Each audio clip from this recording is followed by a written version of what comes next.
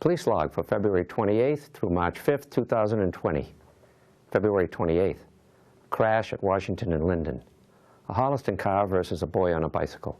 But good news, the child was up and walking when taken to HPD to await parents. Complaint on Norfolk. Resident complaining about junk mail. Advised to call the post office. It's not going to do any good. If it weren't for junk mail, the post office would be out of business. A vehicle stopped with a summons, 1569 Washington. An Attleboro driver was stopped for driving with a revoked insurance. So move to Framingham, you'll fit right in. Suspicious activity at the library. Report of a male and a female acting suspiciously. The male was observed taking a bag from the female and then going into the bathroom. He came out and the female went into the bathroom with the bag. Then both went up to the 3rd floor. Seems fitting that they would want to hang out on the highest floor. Gone on arrival. February 29th, animal incident, Ridge and Morton. 2 dogs on the loose. Bring in the cats. Animal incident on Sweetgrass. Caller was walking his dog when another dog ran out to them. Disturbance, 1000 block of Washington. Report of yelling from a nearby apartment. HPD transported a female to the Milford line. And don't come back until you can behave. March 1st, smoke and fire at Dunster. Caller said the alarm was going off every 30 minutes, but there was no smoke, fire, or medical emergency evident. Now, if this keeps up, have a nervous breakdown and then somebody will show up.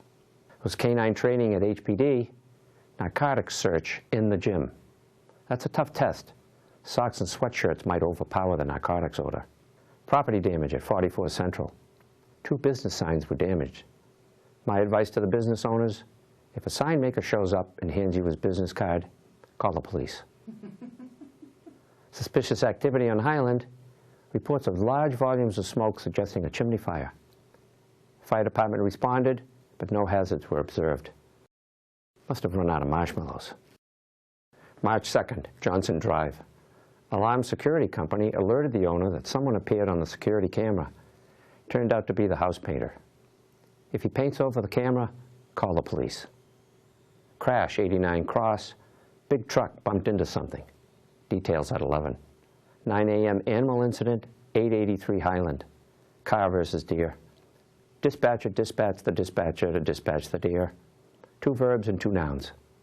March 3rd, primary voting day at the high school. Crash at the high school. Democrat versus Republican before voting.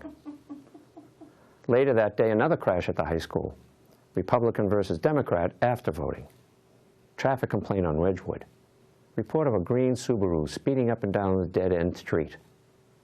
Late for an appointment, the driver refuses to believe that his GPS was incorrect.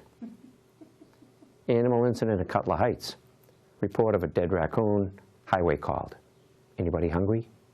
Animal incident on Pope. Ongoing issue with the neighbor's dogs. Suspicious activity at the Miller School. A beige 2-door Silverado was observed leaving the scene after possible 94C activity. That's controlled substances. March 4th, crash on Brook Street. A Holliston driver possibly hit a road sign. I doubt that a Holliston driver would do such a thing.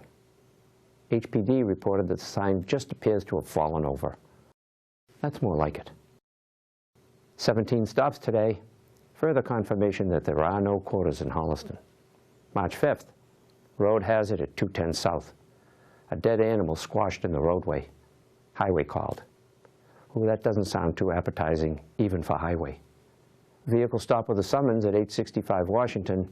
A Milford resident earned a 90-13, unsafe operation, and a 90-23, operating with a suspended or revoked license. Another Framingham wannabe. Repo man was on Norfolk.